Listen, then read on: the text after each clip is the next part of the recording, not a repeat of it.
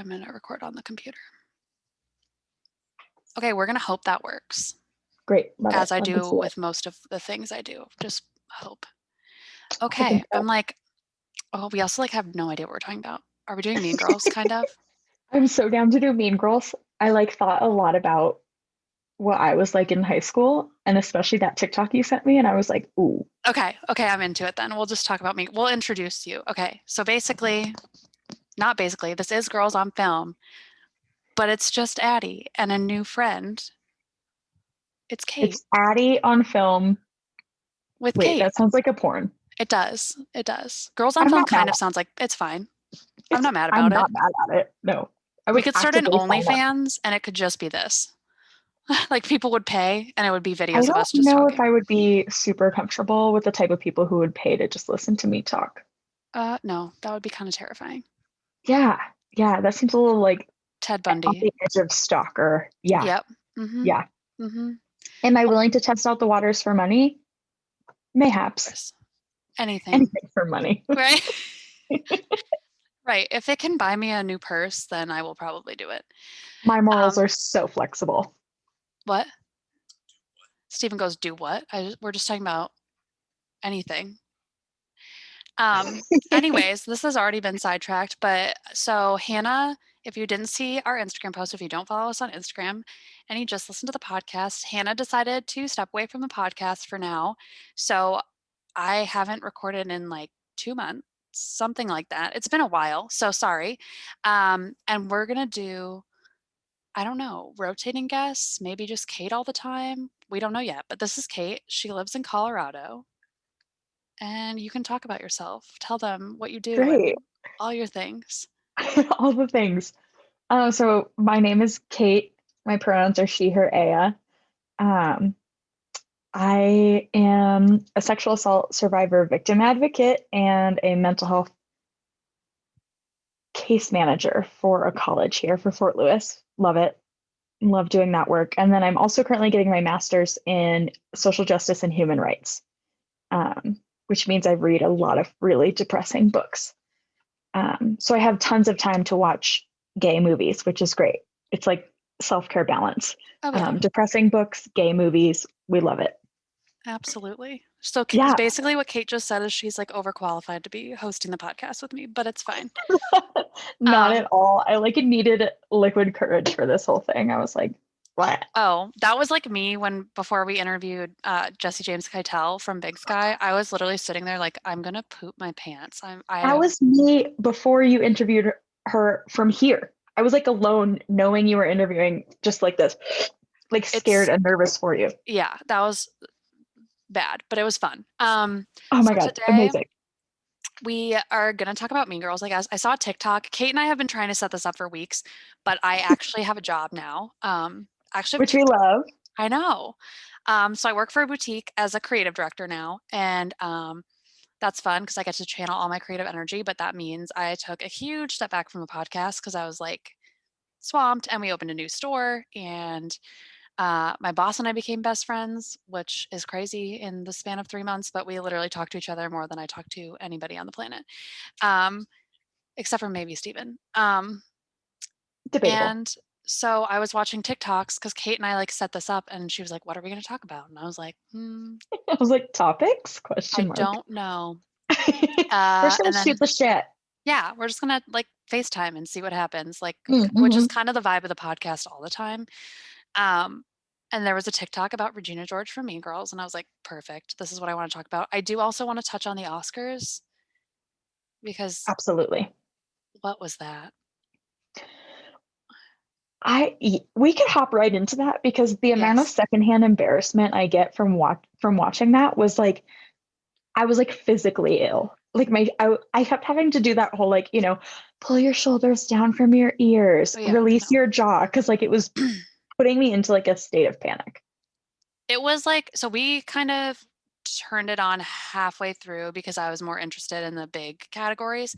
Yeah. And when they did Best Picture, like not last, I was so confused. Yeah. I was like, that doesn't seem like the move, but okay. The whole thing was weird. It was bad. Honestly, the only highlight was Glenn Close dancing and Agreed. being there. Like, And like the fashion, I will say I oh yeah. miss the fashion of award shows and like I secretly love so when people are walking the red carpet and you can see like the people in the background who like straighten their dresses and stuff. I always Yes. look at their outfits because I'm like, so girl, you got a job to do. You are running around, you're straightening this like beautiful Givenchy dress, and you're over here in like Carhartt pants with like a polo tucked in with your Crocs on. And I'm like, I appreciate the work fit. I Yes. appreciate that you said, I am here to do a job. Right. I love I that. miss And those people. they're going to get photographed and they're going to look like truck drivers and I really like them. I also like have always kind of wanted to be one of them. Oh, 100%. Like just to If be I there could and get see it. paid to be photographed to look like a truck driver, because I already do that anyways, but I I don't mean, get paid to do it, like I'm in. yeah. Well, and then I feel like since we're talking about red carpet stuff, uh my boss and I keep talking about whoever Margot Robbie has as a stylist right now needs to be fired. Like, Oh my God. what was I know it was Dior or maybe it was Chanel. It might have been Chanel. I think it was I Chanel. don't remember. But it looked like a Free People maxi dress and my fucking ring light just went out. And like that's not at all what you are wearing to the Oscars. No, and I get it. Like we've been at home for a year. I don't want to dress up. I barely wear pants. Hmm. But girl, like this is it. This is why we're here. Let's maybe step it up. They gave her like I just feel like they tried to make her look less hot and I was confused. Like the Yeah. curtain bangs were a weird Oh, choice. they were weird. That dress was just like very lackluster. And then people came through like obviously Zendaya looks, I mean, whatever, all the time. Great, Oh, yeah, fabulous. the But love I of my just life. I don't know why Margot doesn't have like a stylist that makes her look young, like her age. Yeah, it's just like odd for me. I honestly like don't even want to look directly at her when she's No, like when she was walking the carpet, I was like, no, because I'm no, kind of embarrassed. I'm like, oh no, no, 100%. no, Especially because like I know what she's capable of looking right, like. right. I think she needs like or like Blake Lively is always styled Oh, fabulously. I Like know. something like that needs to happen for her because no, it's not it. And she was up for, I mean, she wasn't up for anything, but Promising Young Woman was, and that's her production company. So I was I like, know. don't you want to look like Carrie Mulligan had this like, did you see hers? Oh The my God. gold sequin, which was like almost too much, but kind of not really. I was like, I feel like it could have been too much had I not been like, you are everything to me. yes, exactly. Yeah. Like she could do no wrong. She could have showed up in the potato sack and I would have been like, whatever, it's fine. If she had been in what Margot Robbie was wearing, I might have loved it. I might have been like, she's making a statement. Oh, so British. Yeah, Like, exactly, exactly. But right. on Margot Robbie, I'm like, oh, girl, try. Oh, like, please, you're literally Harley Quinn. Like, I've seen The Wolf of Wall Street. I know what you can do. Like, come Oh, don't. on. Like, hottest woman alive, like at least up there. No. Absolutely, it Um, wasn't it. we will eventually talk about Mean Girls, but I also thought about somebody that's a throwback to one of our old episodes, but Megan Fox is dating Machine Gun Kelly now, I know. and I am wildly into that relationship. I am too. I weirdly was like on this like TikTok experience that was all about like their charts and how like well matched their like charts were. And I was like Yes. so excited for them. Like, you did it, you found it. Yeah. The blood thing freaked me out a little bit. Oh, I'm not gonna are lie to they you. wearing blood vials? Yeah. Oh, see, I hate that, but it also reminds me of when Angelina Jolie was dating Billy Bob Mm, Thornton, and that was like yes. my childhood. My mom had to explain why that was weird. I was like, that's so cool. It was very iconic. Yeah. I Yeah. mean, they're both Tauruses, right? MGK, yeah. Yes. Hmm. Yeah. What a vibe. Like, what a vibe. I would be such good, I could just know, because you're a Taurus. And my partner's a Taurus. I didn't I know know. that. Stop. I know. It is the most cozy relationship. I love that. Like I designer sweatpants. We're always buying each other socks. Like, when you're like ugh. with someone and you're like, oh, I bought you this like small $3 thing that made me think of you. It's always socks.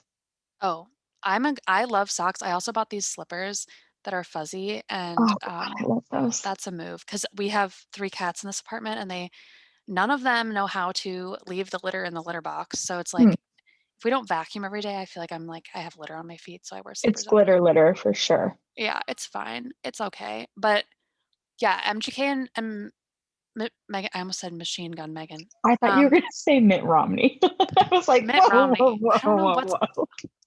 I feel like I've broken my ring light. I might just give up on it. Will you turn the overhead light back on? My I don't know. It's just broken. Maybe it's broken from moving. Okay, thank you. Oh, that's worse, but it's fine. Um, but they had a TikTok together, and I was just like, how are two people that beautiful? They're both so like angular and like I don't know. It's just crazy to me. And they're friends with Travis Barker, who's dating Kourtney Kardashian, which I don't get. Oh no, you might be frozen. Oh, we have frozen.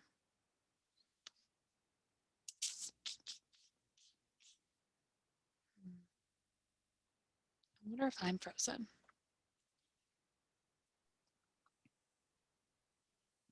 Oh, hey girl. Okay, there you're back. Oh my God, Oh my God, that I'm was dead. terrifying. We were like, okay. Um, okay, I'm on Wi-Fi. Why is this happening? Okay, well, we're just gonna hope that that's good. I mean, aren't you also like underground, basically? Kind of, yeah. So like my windows are up there, Yeah. which is why my apartment is so cheap. Which so like I'm fine with it. And there's like plenty of natural light down here. Um, and we're paying. My friend from high school lives upstairs, and she's paying the same amount we're paying for a 2 bedroom for her studio. Yeah, I I'm also kind like of like the downstairs thing. I'm not gonna lie to you. The brick behind you and like the rock, so it's a cozy. vibe. It. Yeah. So I live in an old railroad building, so like that's old, really old wood. And in the lobby is like where the train tracks used to be. Oh, I love shit So like that. it's so cute. It's really interesting, and we have, like, all granite Ghosts. countertops. It's so pretty in here, like, it's the coziest place in the world, but, Is it um, haunted? yes. Okay, I knew it. I have felt things, but nothing I haven't seen anything happen yet. I lived in a haunted sorority house, so I'm, like, Mm, prepared for this, yes. but I'm also like, I wonder who's, like, haunting this place. Like, is it an old railroad operator? Like, that would be so cool. Ooh, I almost got real dark. Oh, someone who died on the railroad tracks? Oh my Yes. God, yes. Yes. I was like, ooh, troubled soul. 100%. That is absolutely a thing. Yep. Yeah, so my new apartment's really awesome. This is also I feel like this is just gonna be such insight into how I talk to all of my friends. Like, everyone was like, "Oh, you and Hannah really bounce around," and I'm like, "No, that's literally just how it." No, that's all of it. Yeah. With everyone all the time. There is no such thing as a linear conversation, I don't think. Oh Um God, no. But before I broke out, or not broke out, broke up, whatever, we had a little technical difficulty. We had a moment. Um, Megan Fox and Machine Gun Kelly are friends with Travis Barker and Kourtney Kardashian, which I think is the most interesting. I'm fascinated by them. Right. Like I would study that. I just want to watch them from a distance. Yeah. Like what was their first meeting like? How They're did such an enigma to me, and I almost want to just see how Travis like speaks to her because I feel like yeah. he's like a no bullshit kind of guy Yeah. in the I f- most respectful way. totally. And I feel like she's the most like no bullshit of the sisters. Totally. Um, cuz I used to like watch the Kardashians regularly. I Me hate too. Kim. Oh, I have totally. always hated Kim. Um, Same. I think some of what she's doing with like the justice system is kind of interesting, and I don't hate that. But like as a general human being, I don't love her. I hate that I tweet to her like maybe once a month to give I'm me free things, and she's never responded. So her and shoot your I's shot. relationship, Shoot your it's shot. on the rocks, you know? Yeah. Like if you can go to law school, you can send me a nice purse, you know? Right. You fucking Stormy has a Birkin, so An act of kindness, bitch. yeah. Um, no, I hate her. And I don't like Kylie or Kendall. Yeah. And then Chloe, I was very like for her until the whole like really intense Photoshop Oh my stuff. God. Yes. And I had like some struggles with her and the whole what's her name Oh, thing. oh, her friend, Uh Jordan. Jordan. Yeah. Because I was Yeah. like, girl, you gotta get your man. Yeah, absolutely. Like, I hate that that's still even a conversation we have where like you go after the woman and not the person you're in a relationship with. It doesn't make any sense Yeah. to me. Like, Yeah. ew. The And like first, he's in a position of power, he's mm, older, he's bigger. I'm like, are we not seeing any predatory behavior here, or are we just gonna ignore that? right. Like, don't I no.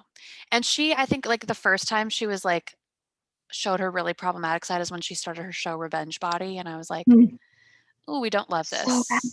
We don't love I this, know. but willing to forgive." And then now Which that I one, think speaks into a really good topic oh, of how we put others down for shit we're insecure about in ourselves. totally. And that goes into that TikTok that we watched. Oh my God, perfect segue. Oh, look at Kate making the Look at me. connections. Oh my It's the God. therapy in me where I'm like, so that thing you said 14 minutes ago, let's get back to I that. love. So I sent Kate this TikTok about Regina George as a potentially queer-coded character Mhm. in Mean Girls, because she obviously points out a lot of Janice Ian's not flaws, but what she perceives to be flaws, relating Or to wants her, others to perceive as flaws. yes, regarding her sexuality. And Mhm. I will link the TikTok in the description if I can figure out how to do that. No I have all promises, the but faith in the world. a girl will try. And basically, it just got me thinking about like Mean Girls, and I feel like everyone knows I love like the early 2000s movies and the 2010s movies because I really genuinely don't believe we're coming out with original content anymore that is this iconic. Like, Agreed. where Agreed. is Legally Blonde? Where is She's the Man? Where is Sleepover. Sleepover? Where's John Tucker Must Die? Like, we had so many when we were like preteens and teens, and that is just non I'm like, do you just have TikTok Fun. people now? I just feel old. Mm, I agree. Like, Yeah, I don't think I've seen anything recently that's like brought me back to that. Maybe no, Moxie a little bit. that was a good try. It was a good try. But Yeah. oh, maybe Booksmart. Booksmart was a little bit like one of those. Yeah. Like Yeah, I I was can see very that. into that, but Yeah, it's that's just it. hard because I mean, like, I think a lot of what's coming out now is darker. Like, Promising a Woman had that aesthetic. I feel Hmm. like it had the really bright colors and the pastel pinks and Yeah, kind of what you expect from like a feminine movie, but obviously that was like a very dark subject material. I don't feel like we make like I think we're a more cynical society, which I don't think should necessarily bleed into filmic entertainment because I'm like that's where the fun part is when you make rom-coms and like that's why rom-coms sell because that totally. doesn't happen every day in real life. And Absolutely. I think the only thing that I have like a differing opinion on is like some of the 80s movies. Like, mm, don't even get me started on Pretty in Pink, where I'm like, girl, mhm, this movie should be about your relationship with your father, not about this dress.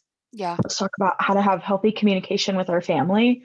right. Which like my mom, that's like one of her favorite movies. So she's like, that is not a solid opinion. And You're I'm like, like, no. okay, Oh, Breakfast Club. see, Breakfast Club is like if I have to pick an 80s movie, that's the one I would go for, I think. That's the first one I saw as a kid. Like the first one my mom was like, "Oh, let's, Hmm. watch this." And that was a moment. And then I do like 16 Candles, but there is like a lot of really awful sexual assault content in that film. So if we could like just Totally. oh, and racism, just some of that as well. Just Um, sprinkle in. just throw it all in there. So it's like it's hard. And I think it's interesting that, well, if we're gonna get so off topic, it's fine. Like, because I have lots of debates with my parents who are on the more conservative side, and I don't really believe in like media censorship or Mhm. removing these movies from platforms. I mean, maybe putting them behind like a parental wall, sure, like I get that. But like the Yeah. whole Gone with the Wind thing, like for me as a film major, like you watch that movie like 7 times in film school, and it is iconic and there is some sort of importance in the film history there. And I think if you learn about it in like, I mean, I went to Vermont, a University of Vermont, so it's like Yeah. obviously I was like in a very liberal setting. Um, Well, they like bookended it, right? They're like, we're gonna watch this movie and there's gonna be some things. And then you watched it and then everyone was like, hey, here are some of those things. oh yeah, yeah. I And think we though, like talk when you're just sitting with your family or your friends, who's really like guiding that? right, that's fair. And I think that like some warnings and whatnot are necessary for movies like that. But for me, I'm like, I do think when you remove certain films, especially films that were pivotal in the creation of other films, it becomes like Totally. a missing link in our understanding of movies. Because, like, the interesting thing is, like, if you talk to people who watch telenovelas and the way those are shot and directed, it's almost like a different language than like Absolutely. American TV or so that's what's interesting is like we have this ability to understand things filmically from all the movies we've seen. Like as a little kid, you have to ask more questions because you don't have all these movies in your brain. Mhm.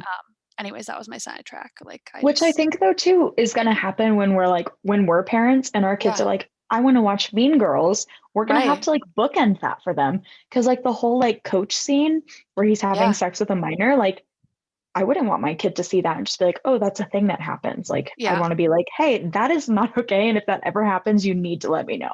right, right. And I think that's like my like I was super. I don't know how your parents were, but like my mom was so anal about the type of movies I got to watch. Like I didn't get to see Shrek when it came out, and for context, I think I was 6 when that movie came out. I didn't get to see Shrek because he pushes Fiona in one scene. So like my mom Oh, was like very intense about the rules, and I don't know that I'll be that if I have kids that is, but I don't know if I'll be that intense, but I definitely think I will be a little intense because it's like so desensitizing to see things like that. totally. Um it's I interesting think one of though. the first movies my dad like put on and like walked away from was Spaceballs. Oh my And then god. my mom came in and was like, "Ooh, What are you what letting are them you watch? doing?" And he was like, "I thought it was rated G." She's like, Oh my "No, god. dude." So my Well, parents were like, "Oh, whatever." and the funny thing is my mom, there was like a little miscommunication in her own brain where she forgot that PG-13 wasn't a rating that existed for a while. So like The Goonies is rated PG, but there's quite a Yeah. bit of swearing in that movie. And so she bought it at Walmart, like, whatever, when we were at our cabin. We have these 4 homeschooled friends who were much more sheltered than us, and we turn on this movie, and the dining room is, like, connected to the living room, so you can just everyone's there. And this movie starts, and these kids are just swearing like every scene. And my mom, I can just feel her getting more and more mortified. And my dad is just laughing his ass off at dinner. He's like, I can't believe you, who won't let our kids watch Shrek, just put this movie in. And then as kids, you're like, once you start a movie, you're like, I want to see the end. So we like got to Totally. watch the whole thing. Especially Goonies, right? You're not just gonna stop Goonies. No, it's iconic. And um, yeah, that was like the first like technically PG-13 movie I saw, um, by accident because my mom Yeah. just was like, "Oh, this was PG," when I saw it in the movie theater, and I was like, "Yeah, because PG-13 didn't exist." Yeah. And as a And film now major, it very much does. I should remember what movie created the PG-13 rating, but I can't, and I wanna say it might have been Jaws, but I'm gonna look. I'm gonna be honest with you. I didn't even know it wasn't a thing Yeah, at some point. it was oh, fuck, I I was also wrong. like very vividly remember watching American Pie as like a fifth grader at my friend's house Oh and then god. going home and telling my mom I had watched porn, I which mean, like it kind of was. But my especially mom when you're a was kid. terrified and she was like, "What are you talking about?" And then she made me like research the movie and pull it up. And I was like, "I watched this movie." And she was like, Okay, like still problematic, and it's not because I came home and I was like, Mom, I like watched porn Oh my and god, listened to she was Green like Day. Like that's what I did at the sleepover. and listen to Green Day. That's a sign of the times. So the PG-13 rating came about because of Indiana Jones Temple of Doom, which is like one of the first, other than Star Wars, blockbuster franchises. Um, and I guess so it was released with a PG rating and parents were mad, and it was about 1984 when PG-13 became a thing. Wait, for what reason in that movie? I think language and like action, because like you know how there's in PG-13 now, like some of it just says like distressing action, and you're like, what does that That's true. mean? Like, That's true. Even the Indiana Jones Disney ride gives me anxiety. Like, oh, so maybe the movie itself would even freak me out. that so I've only been on that ride once and I was like 7 or 8. And my sister didn't meet the height requirement. So my dad was like, and my dad, as a grown adult man, can't do anything by himself. So he was like, Addie, your mom's going to wait with the stroller and then you're going to come with me. And if you like it, you can ride it with your mom again. He puts me on the edge because he doesn't No. want anything to pop out at me or at him, I mean. And so I'm like this little child, and there's like snakes, and I remember there's like guns, and it like shoots Yeah. fire at you. And then at the very end, you dip under the boulder.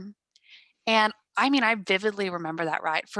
For my childhood memories, it's like I remember the first time I got in like severe, severe trouble when I pushed my sister, and how terrifying the Indiana Jones ride was. Like those were two of my most like formative memories. I So hated that terrifying. ride. Mine for me was the Haunted Mansion ride when like Oh, there was like a ghost apparition that just like pops up. oh yeah, yeah, the mirror where it shows up next to you. Yes. And then my dad was like gone. And so I turned and I thought my dad was going to be there and it was this ghost. And I was like, and then Oh I got my off. I was God. like, mm-mm. But Never it's my again. mom's favorite ride. So I do love that ride. she was like, we're going again. Oh, you went twice? And Oh my yeah, mom no. is very much like a, I'm going to throw you into the pool to teach you how to swim kind of person. Yeah. I It worked. Now I love that ride. right. That ride is yeah, and I think it's fun because that ride's just like there's so many small details, and I think that's why I love that Totally. ride now. It's But as a beautiful. kid, I don't even think the ride as a kid, I don't think the ride necessarily scared me as much as that room they put you in that like stretches. Oh God. And the lights turn off because I was Yeah. afraid of the dark. So I that was really scary. For the longest time, I had the phone case of the woman standing on the alligator I love her. because I like loved that ride. I adore that ride. I mean, that and like Pirates of the Caribbean, I think are two of the So classics. And Disney has made movies based on both those rides. A lot of people don't realize that it was the Pirates of the ride Caribbean, before the movie. yes. Hmm. And that because obviously now there's like a Jack Sparrow animatronic, but that was added like in a renovation. Yeah, Because I told my boss that I'm trying to convince my boss to come to Disney in October, um, for like my birthday, and like a bunch of my friends are coming. Also, Kate, you should come. Dewey and Brent are going to be there. Um, I'm so in. bring Bryce. It's like Yes. Liz and her boyfriend are coming. It's just going to be like obviously Steven's going to propose to me. I mean, we think. Oh, update, I If guess, for not, the podcast. My boyfriend has a ring. Because respectfully, men update are. for Kate, Wait, what? bitch. You're kidding! What I thought I told you. No. Oh my god. Wait, stop. I am actually dead. No, I swear to God, I sent you a picture. I am. Oh my god, I'm so happy that I'm recording this. What? Oh, I thought I told you. I'm like, "Hmm, no, continue. So I guess I can tell the story for everyone, including Kate. Oh my god, I feel so bad. So there's a vintage jewelry designer that I love on Instagram. And she's not a vintage jewelry designer. She's like someone who goes to estate sales and curates certain vintage pieces that she likes or whatever.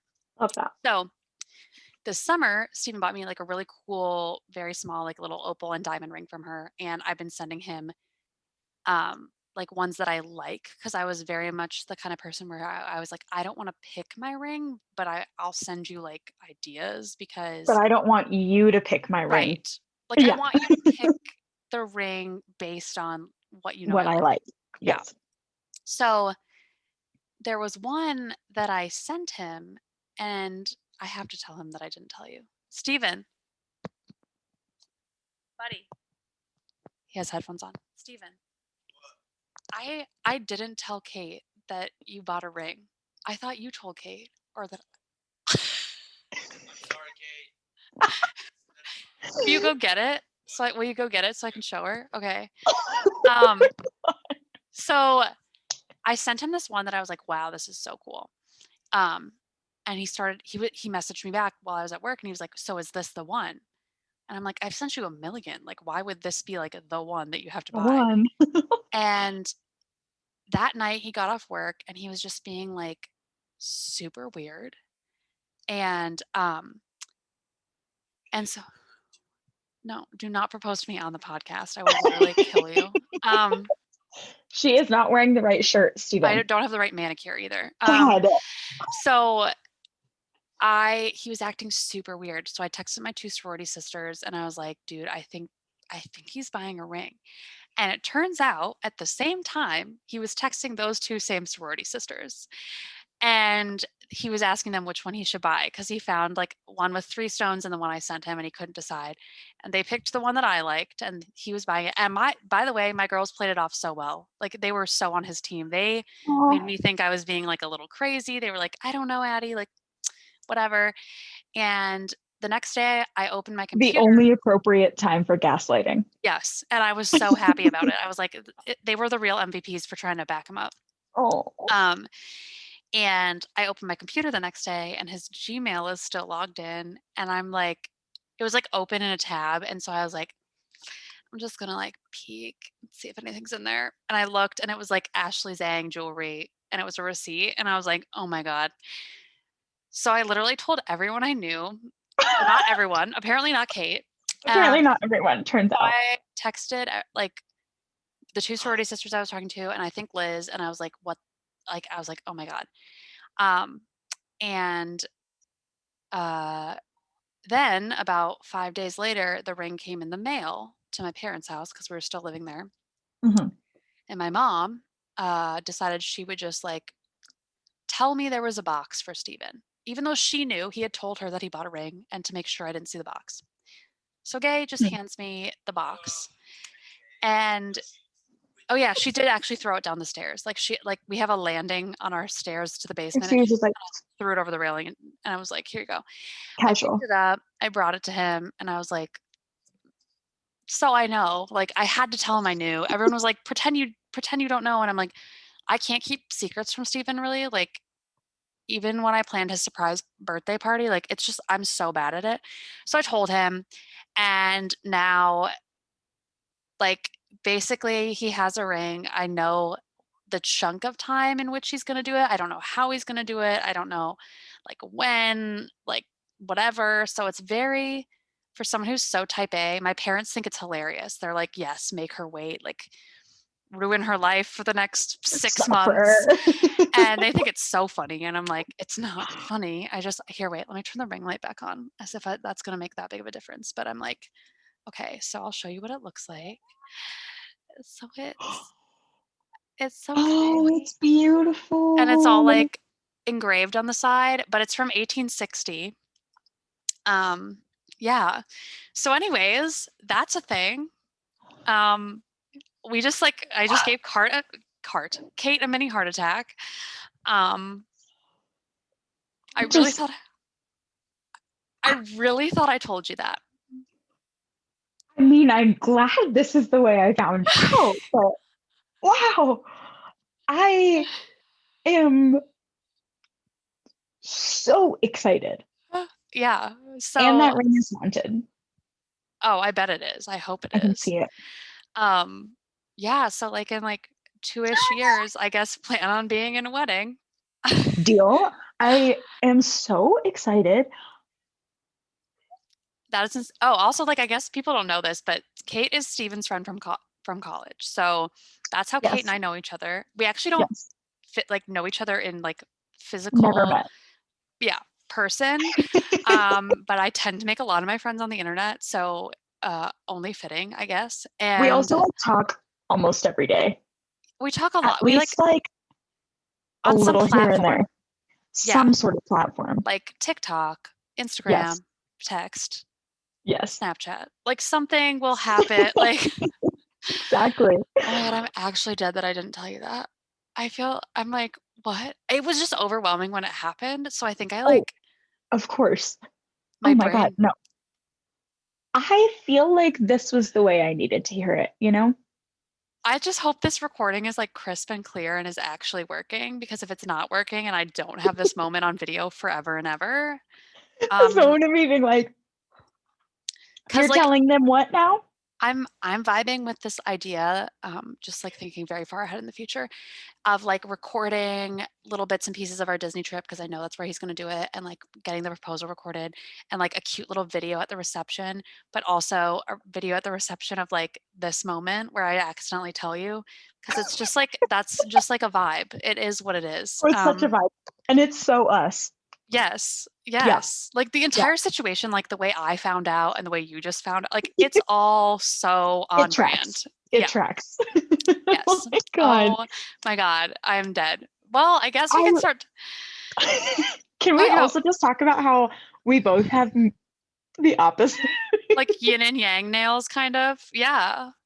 This was my nail lady's idea because I couldn't decide what to do. My nail lady is the sweetest human being alive. And she like texts me every once in a while and she'll be like, "Have a good day, sweetie." And I'm like, "Thanks." You've got to find a good nail lady. Truly. And she doesn't make fun of me because I did just break. These are my real nails, believe it or not. I have like super long nails, but my boss's 30th birthday was a couple weekends ago, and I wore like 6-inch platform heels, and I I ate love that. it onto the Mhm. concrete sidewalk directly into like my middle finger, and I broke my real nail. And I like went to go get it fixed. And the last time I broke my nail, it was because like something was falling out of a cabinet and I shut the cabinet and broke my nail in it. And so V was like, V is my nail lady. And V was like, "Well, what did you do this time?" And I was like, "Oh, I fell." She was like, "Oh no, sweetie, how did you like what do you mean?" And I was like, I was drunk." And she was like, "Makes sense. Okay. Got it." And I was like, Got it. Got it. "Great." And then And I'll you're like, please probably ask no more questions. I was like, "Yeah, that's all you need to know about it." Because I went in to get it fixed and I was like, "So sorry." Because she loves showing people my I'm so nails. sorry. Well, she's always like, she does them so meticulously, and we talk shit about some of Yeah, of our like mutual customers, because some of the people who shop at the boutiques get their nails done by her. So our favorite thing to course. do is talk about those people. Oh, Uh, I love that. yeah, she's just fun. And so she always likes to show everyone my nails too and be like, "If you get gel dip, your nails will grow this long," even though she knows that's total BS. But then whenever I break my nails, she's like, "No, no, you're not my marketing anymore." And I'm like, "Okay, bud, I'll work on It's it." like your doctor or someone when they're like, oh, you're not eating healthy anymore. She's Yes. like, oh, your nails. Yeah, your nails. And I'm like, ugh. Yeah, my doctor gave me a lot of shit for how I behaved after I got the second vaccine. It was my friend's 42nd birthday, so we went out to dinner and then had a couple drinks, and then I did go to a bar, which is irresponsible, but I did it. And I caught a head cold. Because your immune system is obviously in overdrive trying to make Mhm. antibodies. So the common cold comes at you and it's like infected. And so I was so sick. And my doctor was like, "Oh, vaccine side effects like don't last this long. It's not that. So what did you do the day of your vaccine or the day after?" And I was like, so Good question. I went to this bar, and it's a local bar that's pretty like infamous for um Not giving a fuck. not giving a fuck. And she was like, "Addie, okay." But then on the night of my um boss's birthday, she did send me a message and was like, "Physical activity is good for your immune system. So if you are planning on drinking tonight, you at least have to go out dancing too." And I was like, "Okay, thanks." Oh It my was so cute. It God. was so cute. And I was like, "Thanks. Thank you, bud." Like I've just known her I since I love was that. 15. Yeah. And so she's like the real MVP. She's the only doctor that I feel like doesn't bullshit me or like gaslight me or whatever. So I love Yeah. her. Um, but yeah. So anyways, that was our That was our manic episode. That was a moment. I guess we're going to talk about Mean Girls. I literally blacked out when you were like, "Oh, I don't know that you're getting engaged," and I was like, "Oh, huh?" I honestly, for a second, forgot we were recording, and I was like, hold on. Yeah. Now you get it. Now you get why our podcast sounds like this. Like, Oh, I love it. it's fun though. Like, it's because I feel like then everybody listening is like instantly a part of our friend group. Like, people will message Absolutely. us on the Instagram and like whatever you say to me in the DMs will never be weird because it's like you know me. Like, I tell people on the internet Absolutely. because we're just shouting into the void and the people who listen are like so cool. And the people who listen are like, this is just part of my life. And so if you say some weird shit, great, because they're probably saying some weird shit too. Right. I don't know. I love it. But Was that like oddly inspirational, or was that just like a no, I think it was inspiring. It was thank good. you? I just tried my engagement ring on. We don't know if that's bad luck, but it's so fucking pretty. I'm so excited. I'm freaking out. Wow.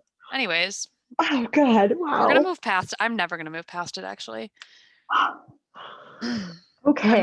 I'm marrying a man, which is just Don't even which get me started. Kate and I were both, I think, in the same mindset of like, oh, we're gonna date. Like, we're dating women. Like, Mhm. you know, Yeah. that's I've done the man thing. I'm yep. over it.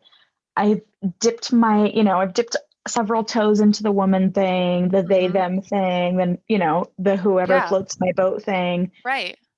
And I thought that's the direction I was going to go. And then Which I a just tall think white man walked into my life, and I think it just proves that clearly sexuality is not a choice. So, clearly, because if mhm. it was, we'd be dating. Right, right. Truly, truly. What the hell? I mean, come on. Like, But also, instead, we are friends. And that's honestly, and we both have white male boyfriends. yeah, that is our Ugh, reality. that's that where is, we are today. that's where we are. And for me, potentially forever. So that's fun. Um, but I did say this to Steven. I was like, I think if he like died or we ever broke up, like, no, I couldn't date another guy unless he was like somewhat similar. Like, Steven has a lot of feminine qualities. So I'm like, No, same with my partner. It's like him or men are done to yeah, me. right. Okay. Love that we're on the same page. Yeah. Also, this is like a really weird thought, but I have a black cat and an orange cat, and like our boyfriends like remind me of my cats because Steven has black hair and Kate's partner is a ginger. It's a ginger. And so they just like, I don't know, it just reminds me of my cats, which makes me happy. Oh, that makes me so happy. I love Oh, Ginge. a sweet little ginge. It's like Prince Harry, Oh, like I know. I who is know. He's got definitely the the son. best beard and like, oh, He's so I know. cute. He looks tall too. He is tall. Okay, I love Yeah. that. Oh my God. Yeah, it's great. What a cutie. Oh, wow. Love him. I'm excited for us, even though we took a direction we did not expect. No, no You one know? expected it. No, truly, like literally everyone was like, "Oh, what?" For Because like like, 6 months, all of the people in my friend group were like, she's gonna marry a woman. Kate's gonna marry a woman. Kate's gonna marry a woman. And then Bryce came in, everyone was like, oh, oops. you might have messed up our plans here, bud. Yeah, just a little bit. Mm-hmm. Hmm. Kate's your microphone is doing something. Talk for a second. Hello. Okay, that's Hello. better. Hello. Hi. On This is You KOAT you sound 93.3. really good, but I think it needs to be closer to you. When you're far away, it's doing like a gargly thing. When I do this, Yeah. okay. What if I Okay. do this That's good.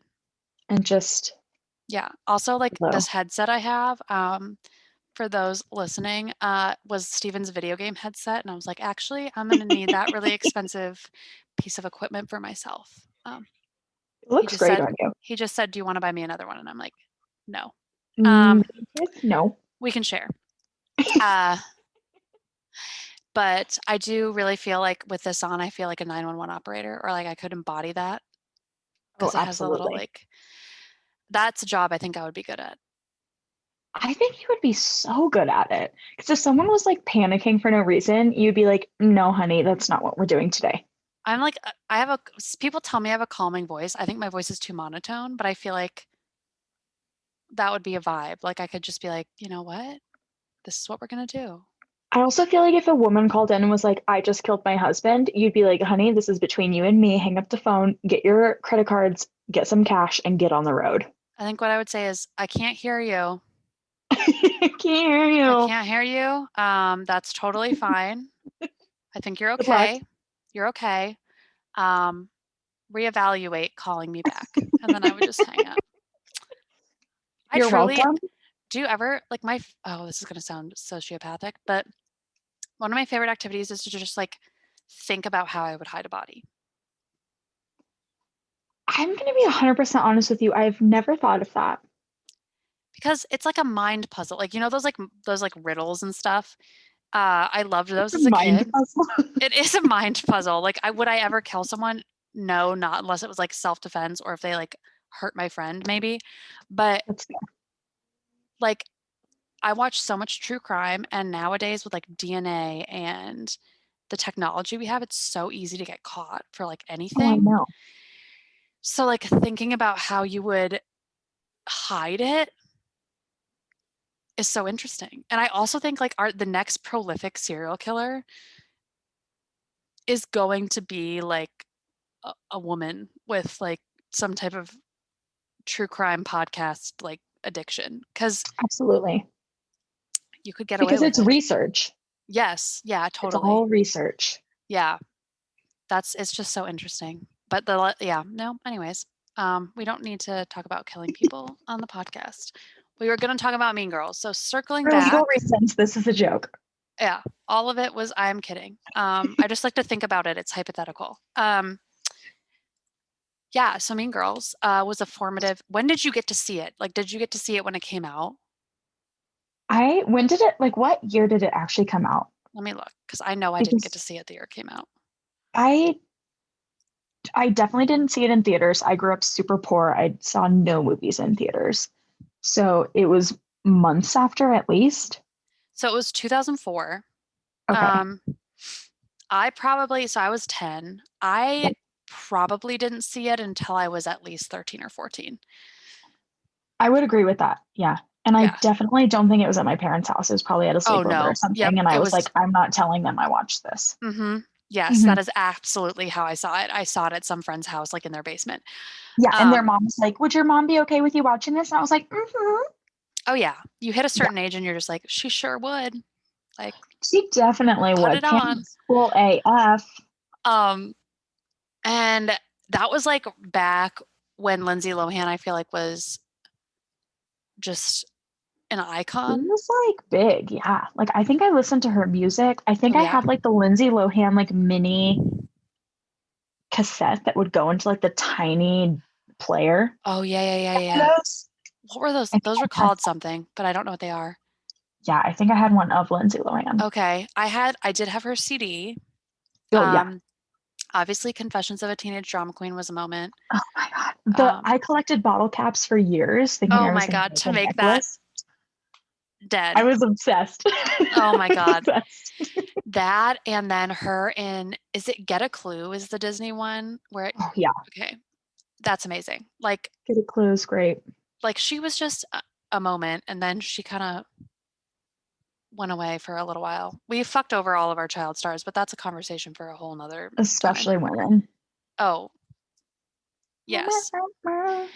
And that's the tea. I feel like Next time this on Girls on Film. right, we How talk did about the Hollywood industry ruin young women? um and then I feel like cuz this came out the same year as The Notebook also, which when you think about Those seem like very different parts of my life.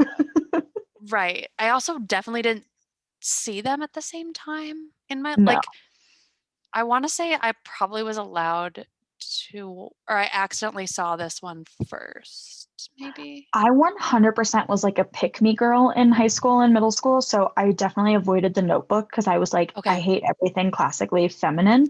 Okay. Okay. Um, so along with like the color pink, I Okay. claimed that I hated the Notebook. All right. Yeah, no, I was not that. I was, granted, I like didn't really have friends. I had friends, but I was super weird. I Mm, was very into like Twilight. Like I read the books before they were even um going to be turned into movies, and people yeah. like made fun of me in the 7th grade. And my PE teacher actually like became my friend and told me about the show Lost, and we like I would wake up at 4:30 in the morning to watch it so we could talk about it in class. Was Um he a man? yeah, he was a man. He was like Oh, 26 or 27. He was like a very okay. young teacher, and he was like the him and then my biology teacher in 7th grade were like the best people in the world. Like my biology Oh, I teacher love that. is still someone I talk to now, I think the only reason like gym teachers actively freak me out is because of Mean Girls.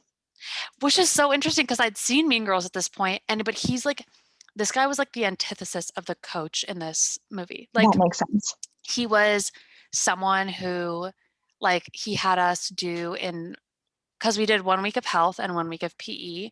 Mhm. And during PE, we actually had a whole week of yoga and meditation and like mindfulness. And so, Oh my like, God, no, he was so cool. I I love that. loved him. And he like could tell I was just like, You needed some friends. yeah. And so he was really nice. And we would talk about Lost. And because I would get to his class, like my class was across the hall, I would just go into this class and sit down and read Twilight. And I Oh, think he was just like, this girl's weird, but like, she's smart. Like, I'll just give yeah. her something to talk about with me. And so we like bonded over the show Lost. And I have no idea where this man is anymore, but he came to my senior year, like graduation from high school. So Um, are you? yeah, yeah. So Oh, like wow. I, Oh yeah, my I loved God. him. But that's what's so interesting is like I don't think I did have a gym teacher that was weird, but that was in elementary school, and he was like just Hmm. super sexist. Oh, Like we fun. had a segment where like for a week the boys were doing wrestling and the girls had to do gymnastics. Yeah, I hated that. And as a 5th grader, like I was in 5th grade and my little butt was like, this is awful. And I want to wrestle. I was like, this is and I didn't. Like I was just like, this is stupid, but I don't want to do gymnastics either. Like, um, Oh, it I was hate fun. that. Yeah. But Mean Girls came out. You're what are you, 12 in the 7th grade? Yeah, Okay. So I think I 12, saw it when I was 13. in like 7th, 8th grade. Yeah, Um, I think I'm aligned with that as well. right. And Hmm. I don't think I caught everything No, from it by any means the first time I watched it. Like, but I definitely like oddly resonated with Gretchen. yeah, no, yeah, I think I was like between Gretchen and Janice, but it's because I was like super severely bullied, but I hadn't developed that like hard exterior yet. Yeah. See, and I think I was bullied, but I was like bully adjacent. Or I was like friends with the bullies, but they like put me down when no one else was around. Mm, hmm. But like I was like a really shitty person. Not even gonna front about that. That was But like at not, least you can recognize it because there's so many people that were so awful to me, like in high school, that don't believe that they ever were mean to anyone. Like they came in, I actually grand opening of Kensington, this guy that used to be super, super mean to me. He had the same, no. this is gonna sound bougie, but he had the same personal trainer as me. So after school we would see each other. Yeah, And he was just like so rude. And he comes into Kensington with I think it's his wife now. Um, and I could tell he had zero recollection of me, didn't know who I was. And like for me, like some of the shit he said was like such a weird formative experience. And I'm like, yeah, that's what sucks. Is at least you can recognize like, hey, I said shitty things, I did shitty things. But like there are people out totally. there who literally just like, Well, and I was like that. I'm one of the boys, girls in like middle school and high school. So it's not even that like I was actively bullying people, but I said things that like boys said to girls, you know? oh. that were just like icky. And now Yep. I'm like, Steven's mad because I was like just pointing at my wine glass, like, can you fill this up? please, hi. Um, So I think like I resonate with Gretchen where she just kind of was like really wanting the approval of Regina. yeah, But I also think after watching that TikTok, she's like oddly in love with her. And I yeah, really like, I remember having this friend in high school where she was like, she was either my best friend or I was madly in love with her. And it like changed day to day. yeah. And she was the first person I came out to, but I didn't even really come out because I like, she's gay. And I like walked up to her and I was like, hey, Amanda, like, how did you know you were gay? And she's like, I don't know. I just like am attracted to women. And I was like, oh, I think I am too, but like, I'm definitely not gay. And then I walked away and that was like, and then I like the next day I like went up to her and I was like, please don't tell anyone we had that That you, conversation. yeah, And like, but I was in love with her faux show. yeah. No, I feel like that's such a theme in like adolescent teen girls' lives, like who end not who end up being queer, but who end up realizing they're queer. Is that that weird close female friendship that like Mm-hmm. kind of crosses the line. Like you're just like, what is this? Yeah, I like don't you know. sit a little too close at soccer games and like Uh-huh. you have inside jokes that are like you're oddly protective of because you're like, I That's love my her. friend. Yes, you're possessive. Yes, yeah, it's totally Yes. a thing. Yes. And that's totally what Gretchen does in that movie. Like Yes. when Katie comes in, everyone's like, we have Oh our yeah. people. Yeah. I I think it's so indicative of like it's so queer coded. I Yeah. don't know if it's intentional though, because it's um Tina Fey is one of the writers. Hmm. And I don't know if it's intentional or if that's like I almost am like that's every woman's experience because sexuality is fluid and like a spectrum, Totally. and every woman is a little in love with women in some fashion. Women are amazing. Absolutely. Like, how could you not be in love with women? Exactly. Yeah. And I feel like, especially when you're a teenager in high school, you're even Right. just trying to figure out what the difference is between being in love with someone and like having love for your friends and how those two things are different or the same or Right. like it's just so hard to tell. I totally agree. I'm so sorry I'm texting on this fucking podcast. This is like, Oh my God, you're fine. You know what I was thinking though? I would love to get some insight on the musical version of Mean Girls so because I wonder if there's anything more explicit in that or less explicit. I've listened to some of it. Like the Janice Ian solo is like one of my favorite songs. Let me look up what it's called. It's so, Yes. so good. She sang it on like I want to say maybe Jimmy Fallon or Jimmy Kimmel. Oh, So I heard it just because I was watching that. It's called I just burped. I'm so sorry. I'd rather be me. Oh, Um, and I haven't listened to the entire musical front to back, but I've heard that one, and then I've heard Apex Predator, which is about Regina George. And okay. I will say, I'd rather be me is like I will blast that in the car because it is so good. I don't think it's necessary. I don't know. I'll have to look, but I don't think it's. I think it's pretty much the same as the movie in terms of how Mhm. explicit it is with the queer coded stuff, which I feel like there was room for more. Yeah, I think especially because it came out so much later and there was a lot more like this is needed in like the entertainment industry of like being more explicit with your queer characters. Yeah, right. It could have been a really good opportunity, but I mean, I get it. I also just think like the spectrum of women's sexuality in general and this whole like I'm straight but I kiss women when I'm drunk or like I'm straight but I love having threesomes with other women is like such a sticky thing. Yeah, And I have so many friends who are like, I'm straight, I'm straight, I'm straight, but I love making out with women when I'm drunk, or I love having sex with women. And it's like,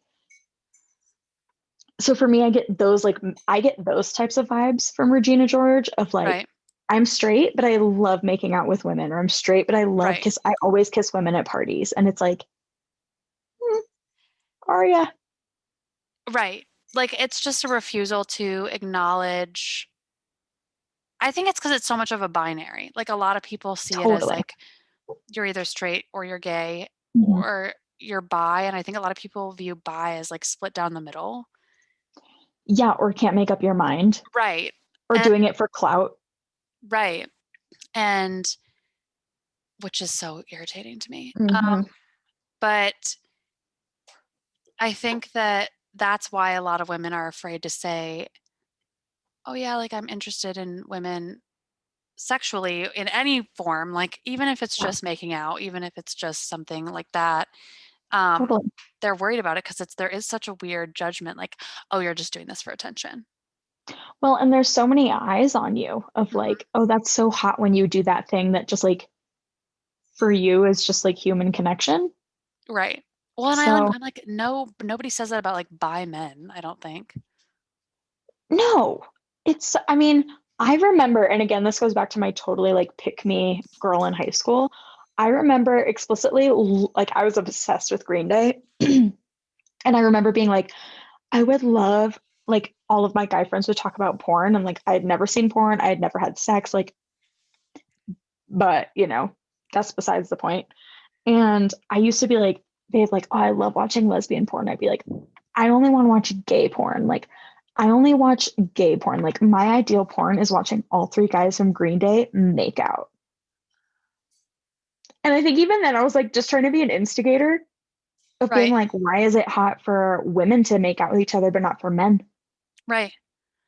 And all of them are like, that's disgusting." It's like small town boys, but Oh, yeah. No. I was like, "My ideal porn is watching, like, these 3 men from Green Day make out." Which I don't know why it was Green Day. I was obsessed. I I think it's was because they were so feminine yeah, that I was they like, wore "This makeup is it." and Yeah. yeah. I mean, I was really into Good Charlotte. Mm. Again, don't know why I was into that. I mean, it was Good Charlotte, Fall Out Boy, and Panic at the Disco for me. So were you, like, into Janice Ian in the movie? Like, did you No. have, like, romantic feelings for Janice Ian or No, I would say I was into Regina George, if anything. I have such a, like, affinity for blonde women that are super feminine Mm, that I was never I think I related to Janice Ian more than but I never felt like like, "Oh, I would date Janice Ian," or "I would wanna be yeah. with Janice Ian." I just was kind of like, "Oh, that's sad." Like, that's kind of how I am, but I was never as, like, cynical as she was. I could never bring myself to get that She's angry. angry. I mean, yeah, that poor girl. Right, and that's how she Imagine, like processes her stuff, and that's just, like, not how I process, so I was kind of like that's where the totally. disconnect was for me. I was like, I get her, but I don't understand that part of it especially when I was, like, 13. No, 100%. And I also think that, like, the whole like, what is that guy's name? It's Aaron, right? Aaron Samuels, yeah. Aaron Samuels. He has, like, basically 2 first names, which is very confusing, but Yeah. Aaron Samuels for me, I was so not attracted to him that it was, like, Same. very confusing. I was like, You disgust me. Like, there's nothing about you that I'm attracted to." Same, and that's kind of funny because it's like, for me, there's a lot of the, like, classic rom-coms that I think about, and it's like Mhm. 13 Going on 30, I have just never been attracted to Mark Ruffalo. Oh, I You like him? this I love him, but I am oddly attracted to Smart Hulk. Okay. Oh my Like, god, I'm dead. Smart Hulk is everything to me. It's like an adult's Shrek, like, oh, Oh, I an love adult Smart Hulk. Shrek. That is, I think you need to unpack that. That's horrifying to me, but I'm here for it, I guess. I just We'll call don't my therapist immediately after this. I don't know, because 'cause I'm trying to think of, like, the classic rom-coms, like, even in The Notebook, I was never, like, attracted to Noah. Yeah, me neither. Well, it's just like I think it's like the aggression for me and like this the overt masculinity that I was like, Mhm. ugh. Right, and it's funny because, like, though I can remember, like, certain ones where I was like, "Oh, I kind of like him," like, in How to Lose a Guy in 10 Days, I do love Matthew McConaughey. Mhm. Um, but yeah, when I think about, like I'm trying to think of rom-coms where I'm like, "Oh, yeah, that guy." But I don't. The only thing that's coming to mind for me, and this is disgusting, is Danny Phantom. And I deeply apologize for that. Oh, a puppy. My man's. Oh, stop. Is it really? Yeah. Oh my God, look at his little red hair. I I'm dead. know. You can come in, baby. You're fine. Come say hi. It's like a theme in the podcast. Like it's just men interrupting us. And that's the Gee. D. Come say hi, baby. No, it's not a client. He's afraid I'm doing therapy. No, I'm No. doing a podcast. Say hi. This is my boo. Hi. Look Oh my God, he's it. so cute in real life. He I can't hear me know though. he's so cute. Oh my God. I'm dead. I love it. Oh my god. Anyway, Janice Ian, not your Um, type? no, not at all. Is that your type? Yeah. Like she gets Really? major Kristen Stewart vibes. Oh, see, Kristen Stewart, I would die for. I Same. would die for. Especially Same. in Charlie's Angels, the reboot. Charlie's Angels for me was A it big was deal. too much. Yeah. My thing that really pissed me off about this reboot is that people were like, I mean, the ratings just bashed it and the critical reviews were so negative. And I'm like, so have you seen the fucking Drew Barrymore ones? Like, it did a great job of recreating that feeling and that No. vibe. Even the old TV show. Like it Except, was no, all exactly. along the same vein. But people did that with Ghostbusters too. Yeah. And Yeah. that whole I mean, we can get into that, but It's just anything that's predominantly female, I think, is um, more heavily criticized. totally. Totally. And then Um, people are like, well, why do we have to do this? right. Mm, Well, that's like, I feel like that was kind of like how people talked about I Care a Lot. Did you end up seeing that? uh-uh. Okay, you have to watch it. It's on Netflix. Okay. So, uh, Rosamund Pike is the lead, which obviously iconic. It's very similar to her role in Love Gone her. Girl in Mm. terms of like, Oh, I did watch that with the yeah, short hair. yeah. Oh, and her partner in that movie. Oh my God, Aiza Gonzalez, I think is her name, and she is something else in I That's my Care a dream Lot. one. Yeah. Right, I love her. But that movie got pooned because she wasn't relatable, because she was an anti-hero, because she didn't have compassion. Like, why would I root for her? All this stuff. And it's so interesting because there's so many movies with men that are just have nothing going for them and they're just evil and they're just out there and we don't ever say shit about that. Like Yeah. also You like know what I would love to see? I would what? love to see a male led, like Mean Girls esque type movie. So then we can all Yeah. just talk shit about that. Right. Like, well, and it's so funny because men are equally as capable of like pettiness and Totally. I think more capable of immaturity. And Hmm. it's like we do not give that enough of a spotlight in film. And I'm so excited. This is a shout out to somebody on Twitter, but my friend James, his Twitter is at Scripts by James. He just got a job. He's in the writer's room at Disney Channel, which like makes you want to literally lay on the floor and cry. Oh, Um, but cheers to he James. honestly, cheers to fucking James. You are incredible. I can't wait for you to move to LA. You Mm. are going to do, he's going to write the next big teen show. And like, I know that with my soul. And the way he writes women is so incredibly nuanced and thought out. And like, I love and that. it's because he respects women and talks to women and actually has interactions with them um, that mean That aren't something. just based on sexual Yeah. And ew, intercourse. Why was I going to say that? has based on intercourse. Um, but and he's another internet friend. I've never met him in real life, but I would love to. But his scripts that I've read give me the feeling that early 2000s and 2010s movies gave me, which is why I'm Mm, so excited for him to write something because I'm like, I feel like that's potential to write something like those movies, but with more substance behind the female characters. more direction around like, here's how women can have so much in them as a character, Right. not just this like I'll have to ask him. Regina George type character. Right. I'll have to ask him if, and it's funny because there were women writers contributing to Mean Girls, which is, Mhm. um, you know, and I think And I feel like though it was satire for them of like, look how little we have to put into like the depth of these characters. yeah, And then at the very end, what that TikTok talks about is like these snippets of like some serious depth that we see in the character growth. And then they're like, okay, bye. it's all done. That's it. Right. Right. And I love Mean Girls. And it's like, I think Oh, that totally. that's another thing that I find interesting about films that do fall short in some ways. Like, as as a film major, I had like the fun of movies beaten out of me a little bit. And Mhm. like I'll say like, "Oh, I love this movie," and someone's like, "Oh, didn't you major in film?" And I'm like, "Yeah, it doesn't mean I can't love shitty movies." Like, Totally. and I think people should. Like, the amount of I don't care. The amount of effort that goes into every single thing you see on your TV screen is unimaginable, and I Yeah. just feel like even when movies are bad, well, maybe not movies made by like white men, but when Good movies call. are bad and they're made by a person of color or a woman or a queer person, like Hmm.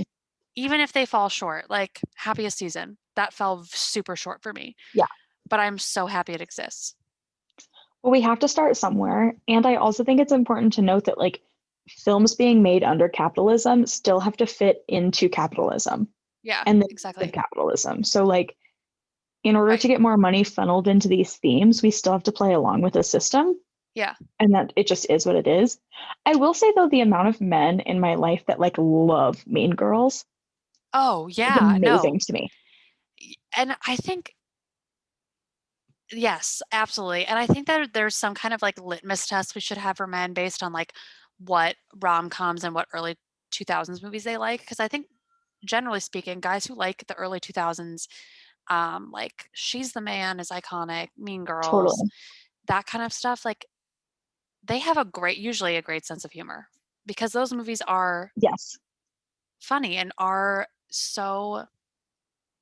such like a satirized view of teenage existence. Like, Oh, I mean, the whole like scene where she's like throwing around the burn book pages and everyone's like fighting, like in no world would that oh, happen. right, right. But everyone has thought of that happening while being in high school.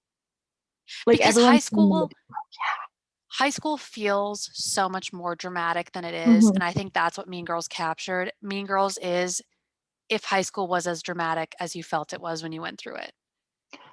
And I feel like that's the way Tina Fey wrote it is like through the eyes of someone who's in high school. Yes, absolutely. And I think it like transported us all back. I think maybe that's also why I resonate so much with Gretchen because she is so in love with Regina, Yes.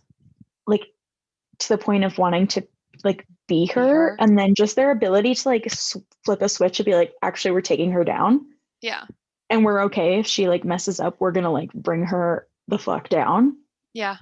To me, just like really exemplifies how impermanent your relationships in high school are. Yeah. And Totally. that's part of the reason I love those ending scenes because it's like, oh, these people are like really coming into their own. Yeah. And it has nothing to do with this like wild year in high school, you know? Right. Because high school like is a shit show for everybody. Yeah. And I mean, Even even if you're the good time in high school, did not have a good time in high school. no. And I think that, even the star quarterback had some shit in high school that he hated. Like Mhm. it's just not fun for anybody because you're trying Yeah. to figure out who you are as a human being, and that's not something that I feel like society encourages. So you are fighting against everything around you to figure out who you are, and no matter what, that's it's not fun. Um, that just reminded me of Austin Ames from Cinderella Story, and I Mm, was like, that's a man that I was attracted to that man. because he was Yeah. like, what was his name? Was it Nomad? Oh, on the I am Yeah, thing. his screen name. It was something Yeah. like that, like Nomad, and it was so lame, and he wrote poetry in a Starbucks, and I'm like, "What a cliché," but, um, I loved And him. her little LOL laugh out loud chat kills me. Oh my god, and the fucking, like I what a movie that is. That's a I great felt one, it. though. Yeah. Oh, it's so good. It's so good. Honestly, I it's think weird. what's amazing for me too is when we're talking about like queer coded movies is like this was one of the first movies that had a very explicitly gay character That's true. and no one talked about it. Like all of the homophobia within the school was on Janice. Hmm. And for Damien, everyone was just like, yeah. Like he's been like you could tell everyone was like, he's been doing this since fifth grade. Right. We're used to it, we get it. Like there's not like a lot of active bullying against Damien. Like No. it's really just a relationship between Janice and Regina that is like bullying someone for being gay. But Right. that was really cool for that movie because like Damien just walks around being himself and everyone's just kind of like, yeah. Right. And that's what's so interesting about the movie is like we don't ever see him, I don't think, get harassed. Mm-mm. No, and he just like does his thing. And even when he does his classic, like, she doesn't even go here line, no one's like, get out of here, Damien. This is for the girls, you know? Right. They're just like, Right. yeah, he's always here. Like, okay. Yeah, no, I do think that this movie is like I mean, I do think we're gonna watch this in film school like in 20 years Mhm. for this era because it is like a quintessential early 2000s movie and has a lot of women behind the Mhm. creation of it, which is huge. White And women. it's I just want to make sure that we oh yes, white chat about women that. and cisgender women. Hmm. And but truly that's unfortunately in Hollywood, that's like where we're at. Like that's the Well, especially fucking at that time too, right? oh my Like that God, 20 was, years ago almost. yeah, Yeah. No, yeah, it's yeah. It's crazy how far behind the film industry is. totally. Uh, and I think that's a product of like a lot of nepotism. Hmm. It's hard to break in general. So like if you aren't someone who's been granted these opportunities like systemically for years, you don't really get the opportunity. And it's few and far between, which is again, I guess why the Oscars, like, I mean, it was the first female director in since The Hurt Locker, and it's the Yeah, first woman of color to win Best sure. Director. So I think that, I mean, we are going somewhere, and it's like these Totally. awards don't really matter. I mean, they've proven time and time again that they're not current and that they're not indicative of quality necessarily. Yeah, Um, but I get why it's a huge honor. Like, you know what I mean? Like, it's the Oscars. Like, obviously, if you're a filmmaker, that's a huge deal. And I do think it's absolutely. important that they change with the times. So I think on some level, the Oscars this year were exciting if you recognize the work that still has to be done. Yeah, I think it's important to be excited for growth and movement in the right direction while Right. also keeping your eye on the prize for like continuing going in that direction. So I think sometimes people see that as like, oh, we did it. It's like a check mark and then we move on to Mhm. a different problem. Yeah. And it's like, no, no, no, no, no. No. We need to keep going. Right. The fact that we have the first anything anymore is like heartbreaking. So, Oh, absolutely. And it's I mean, I think though it'll still be that way until you and I are like 50. I oh, mean, absolutely. Absolutely. and I think I'm sure there's stuff that you and I can't even conceptualize as identities or Mhm.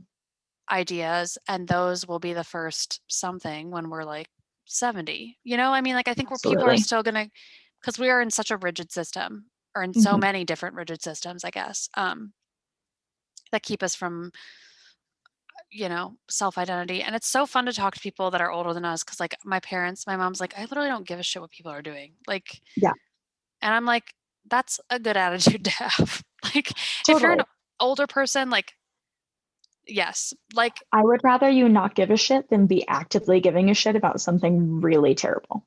right. And it's not that she doesn't give a shit about people, but she's just kind of like, if someone wants to like wear this or do that or whatever, if as long as they're Hmm. not hurting somebody else, I don't care what they're doing. Yeah. And I'm like, if that attitude was approached by much, much more of our country, then we would have several less problems than we do. Hmm. But unfortunately, and it's never mind. That's a whole other conversation. I was supposed to be like, the party that wants less government wants to regulate everything and blah blah blah blah blah blah. And I was like, okay, we need to just fucking calm down, Okay, Eddie. mean girls, mean girls. This is you cannot keep me on topic to save anyone's life. You could be like, Your cat is good. Actually, maybe if you told me my cat was gonna die, I would actually stay on topic. Mean I Girls. could Can you never hear though. Steven? Can you hear Steven laughing or no? Okay, great. No. This microphone's good because it keeps the sound like Right there. right there, but he's like watching. He must be watching a TikTok. Um, yeah, I know. I think for me, like, I don't remember anything else about Mean Girls other than the fact I did not give a shit about Aaron Samuels. Yeah. I don't even think though, like, objectively, he's that interesting.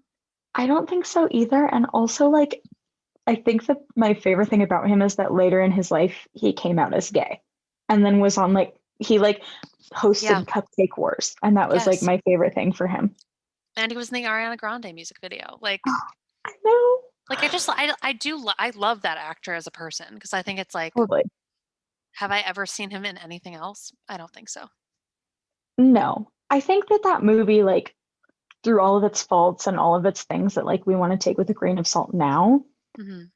I think the character of Damien was super amazing. I think growing Absolutely. up with that character and it not being like he's gay, everyone's going to talk about the fact that he's gay, and it was more about Janice, Mhm. which like poor Janice, that like probably subconsciously hit a lot of people really hard. And I love that. I Yeah. also think it probably hit them really hard that she was like actively bullied about possibly being a lesbian. And I think, like, with him, the way he's treated in the film kinda reminds me how, like, homosexuality is treated in, like, the Schitt's Creek universe. Mm-hmm. Like, there's obviously hints of homophobia because Patrick's afraid to tell his parents, so you know there's some type of, like, Totally. homophobia somewhere, but in the town of Schitt's Creek, it doesn't really exist, and I think that's, like, a really positive way, um, to portray characters who are marginalized because I think it's interesting because like every show now is so dark and so, Totally. you know, There's so many deep things happening. right. And it's I don't It's think exhausting. right. And I don't think for entertainment, I don't think that's needed to get Mhm. um, with representation. I don't think the other side of the coin of representation is showing these harmful things that happen to people that you're representing. Like you don't need to show violence against trans women or homophobia Mhm. or sexual Mhm. assault. You can just have these people exist in happy, normal situations. And I know that that's idealized and it's obviously not what's happening in the world, but I think for some people that's like a really safe spot to be and to Totally. to watch. And like I think everyone doesn't enter into film or television wanting like a deep thing that they need to analyze. I think some people just want to have fun and want to feel comforted. And I think like Schitt's Creek and Damien's character did that for a lot of people. Totally. And I wish that Janice had more of that for women watching Janice's journey in Mean Girls. Um, and I think it would have been really cool to see like Regina have a more explicit Yeah. like sexuality realization, because like that ending scene where all of these she's like playing lacrosse and all of these women like jump on top of her and it's a giant pile of women. And the TikTok, like right before that, shows her making fun of Janice, being like, oh, it's her dream falling into a giant pile of women. I'm like, it's so, it's so coded. Yeah. And part of me is like, am I grasping at straws to be like, No. for the love of God, some representation? Or like, can we make it a little more explicit for those of us who are like, Right. maybe she's gay? And I'm like, that's why I would love like some type of, I don't know, like not a reboot because I'm sick of them, but like Mm, it's hard because it's like 2004. I feel like we were too young to realize how that would have been crazy. Like if that happened in 2004. that would have been crazy. And I'm honestly shocked more people weren't talking about Damien at that time. Like, I don't remember that being a big thing. I don't either, but I think it is also because he fits so nicely into like that stereotype. Totally. And yeah, I think if he had been like if they had made Aaron Samuels gay in the movie, people would have been mad. Absolutely. Um, That's such a good point. Yeah. but yeah, because 2000, and it's weird to think that that much change has happened like in our lifetime, Hmm. because that's like 17 years, and which is gross. I hate that. There are kids graduating from high school that are as old as Mean Oh, Girls. I know. I know. Um, but I think that's incredible to, like, look at that, and that's, I think, where people have to look when they're feeling Mhm. hopeless. Because I think that there's, like, I tell Steven this all the time, like, if you're on TikTok for too long and you fall down, like, conspiracy TikTok or, like, social justice TikTok, like, you can get really sad really fast. Because it's like, Totally. there's a lot of bad shit in the world, but there was a lot of bad shit in the world in 2004, and Mhm. that bad shit is at least somewhat better now. And I think Or we can like look at it in the eye and say, that's bad shit. yes, totally. And we can say, like, we didn't realize this was bad then, but we know it is now, and we're working actively to combat that. And I think that that's a really positive change. And, like, that's where I'm like, I wish we had that's why I want people to make movies like Mean Girls in 2021. Cause it's like, And choose to make things more explicit with their absolutely. own spin on it. Like, let's talk about it. I would even say, like, with Booksmart, right? Like, her character being gay and it being like a theme, but not being An issue. an issue was like really impactful. And had that happened when we were younger, I think that would have like blown my mind. Right. Totally. And I think because it's fun to see, like, like, I feel like TikTok is like, there are so many, like, younger people there, and what Mhm. they get mad about or, like, what they get heated about, I love because it's like, oh, when I was 15, like, we would have thought that was, like, the coolest thing in the world if people were Totally. talking about that or doing that. But yeah, I just want something that feels, because it's not that I don't think great movies are being made now. I just don't think we're making things for, like, entertainment in the same Mhm. way. It's like we are very focused on men's entertainment, and, like, if you look at, like, the movies being made, the Marvel movies are largely funded by the United States military, and I love the Marvel movies, but they're I do too. heavily military propaganda, and it's like Totally.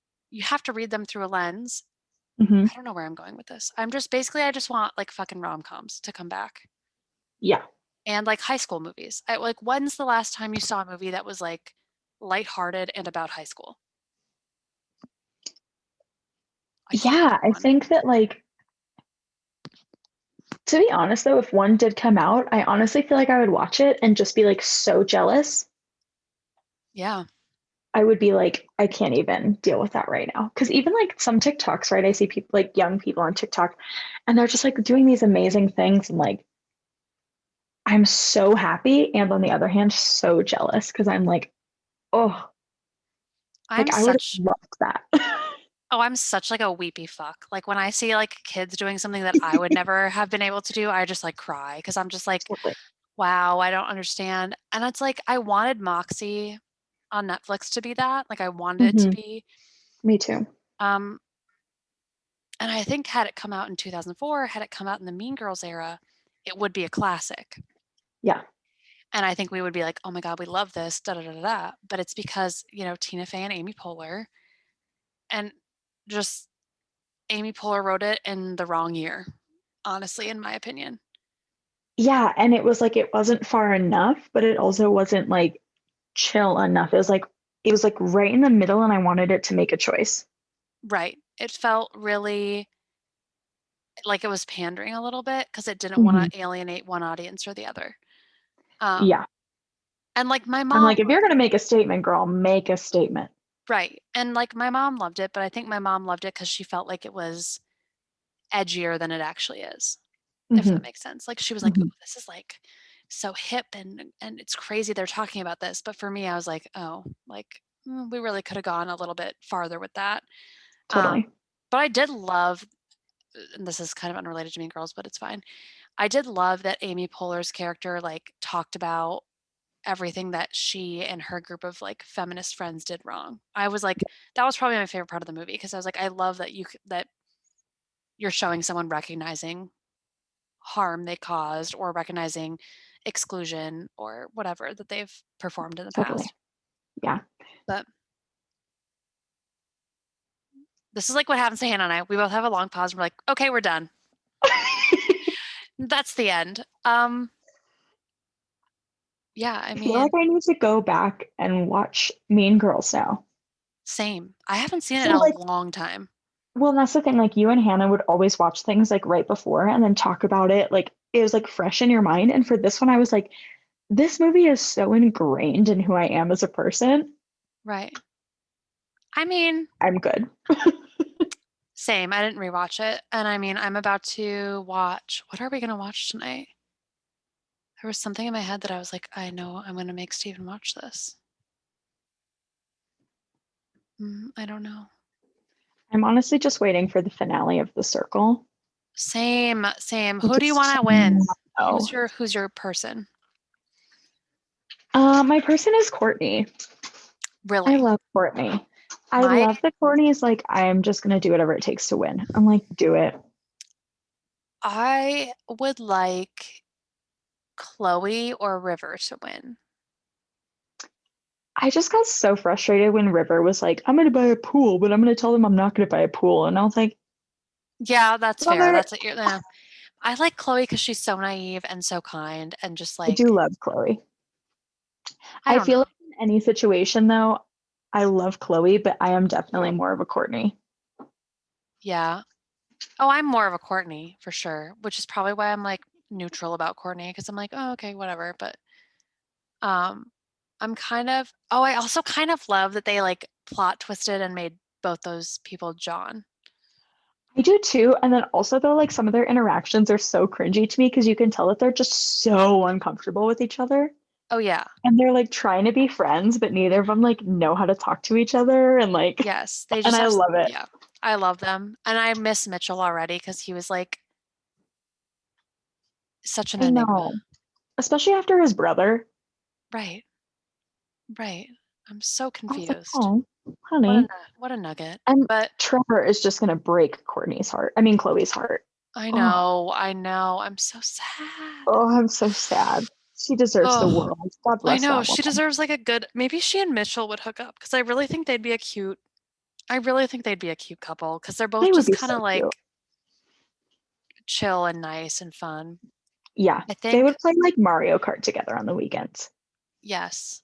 And Yeah, I think I wish they had filmed like 8 seasons of The Circle during quarantine because I'm like, why was I this not know. why didn't you do this? But Handmaid's Tale is out. We watched the first episode of season 4. I can't do it anymore, honestly. Really? I actively have to stay away from that and Law and Order SVU because of my job. Like, I just can't do Yeah, both. I'm that's like, fair. I hear about this shit during the day. I can't also watch it at night. Yeah, for me, Handmaid's Tale has taken such a turn from like the first season's harder to watch for me than the current seasons.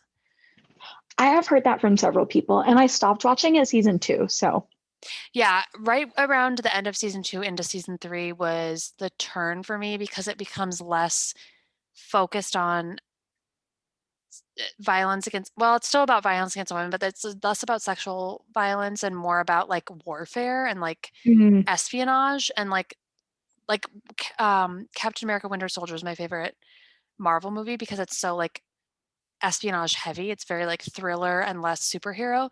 totally. And Handmaid's Tale's definitely taken this like guerrilla warfare turn, but it's like Oh, I led like by that. women. And season 3, I watched the finale of season 3 because it releases at like midnight or whatever. When I Yeah. lived in Atlanta, I got home from my serving job and it had just dropped on Hulu. And I was like, I guess I'll watch it. And I literally called Steven the next day and I was like, I have never wept like like that because it was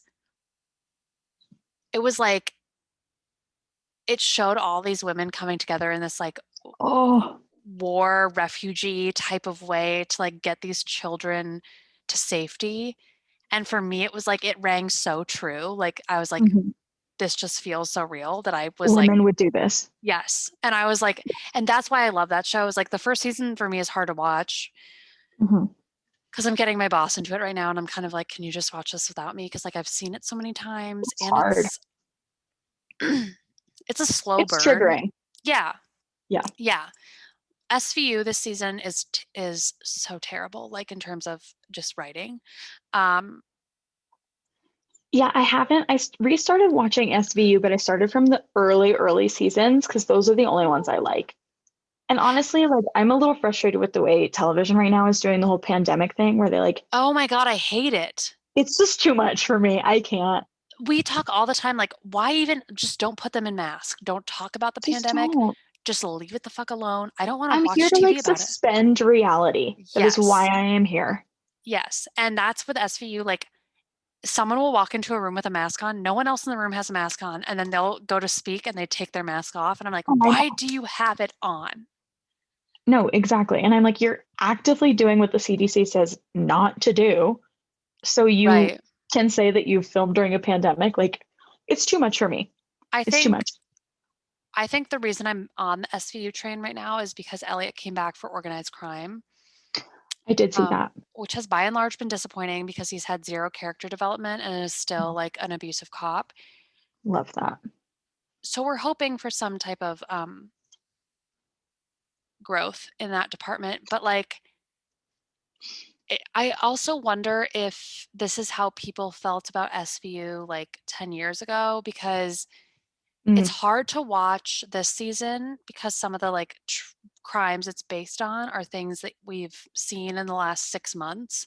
totally. And I almost is like, too soon. Like, I don't like that. Yeah, I also just like watched this episode of SVU the other day where they're talking about like Black lives and all of the horrendous shootings of like young Black men. And Meredith in the show is like, well, we have a job to do. And like immediately I was like, ah, because like I love her. So when she said that, I was like, oh, Olivia, bud. whoa, Did you mean who is Olivia? Meredith? Fucking Meredith Grey. Those are Taylor Swift's cats. You're talking about Grey's Anatomy. You said it and I knew what you meant, but I was like, I think I should maybe say Those are something. 100% Taylor Swift's cats. Yep, but you got it. You was close enough. I knew what you meant. Mariska My brain Hargitay. said Taylor Swift's cats are these characters. Yes. Wow. Wow. Yeah. Well, I was like, yep. you Well, said so go off, girl, go off. she luckily does contribute to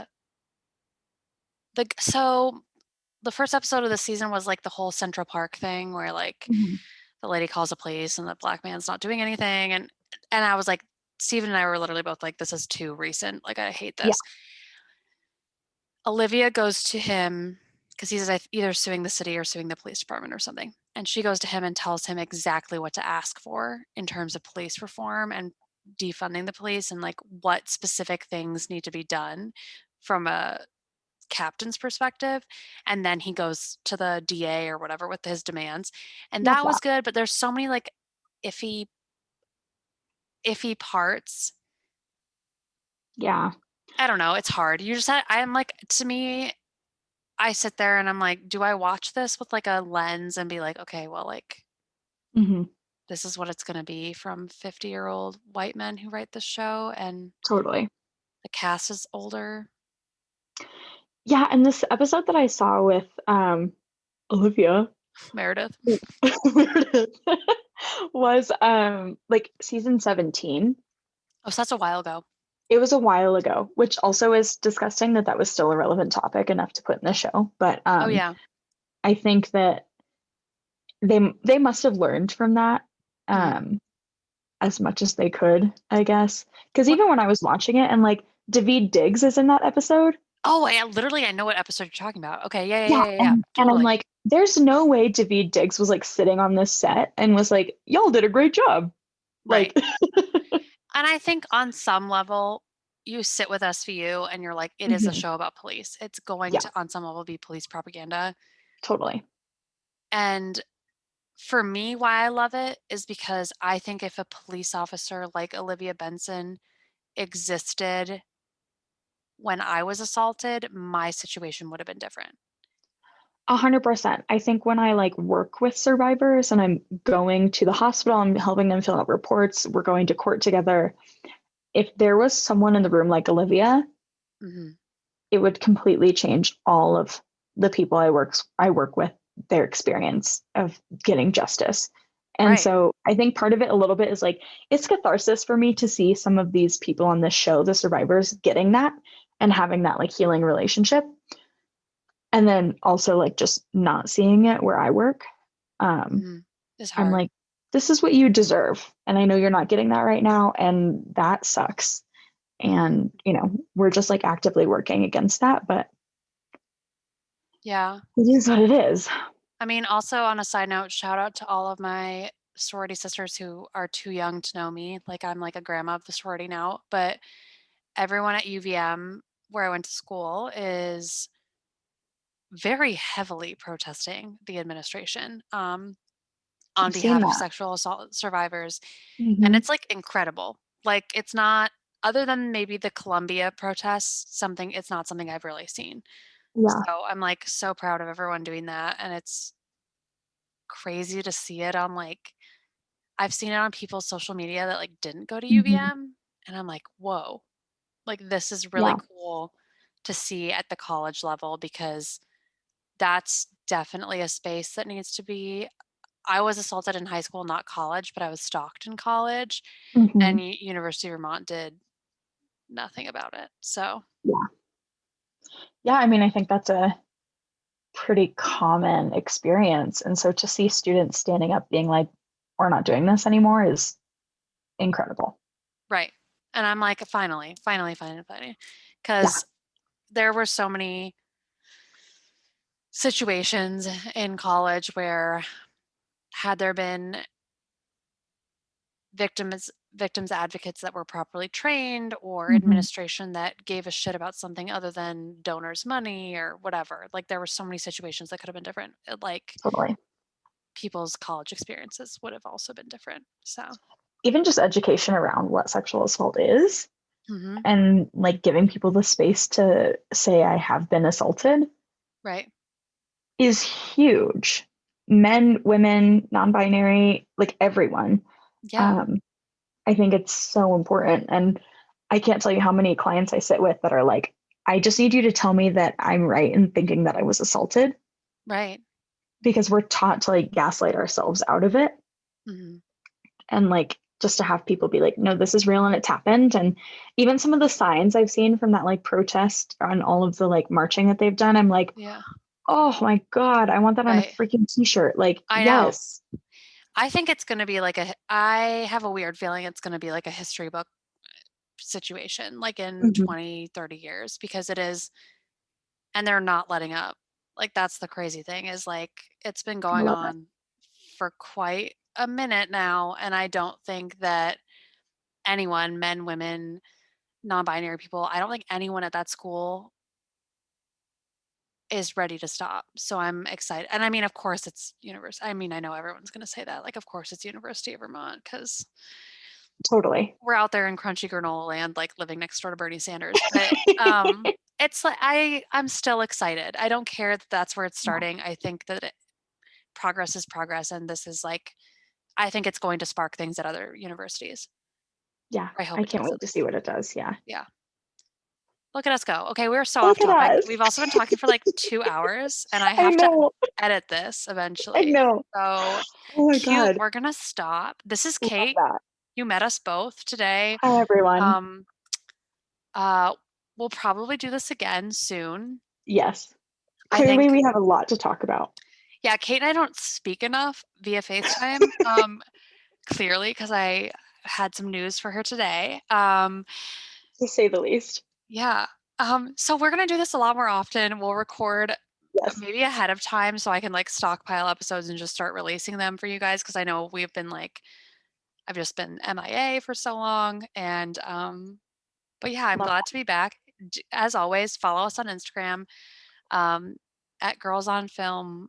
I want to say it's dot pod. Just find us. I don't know. My in I think personal it's chat pod. Instagrams. It is? Yeah.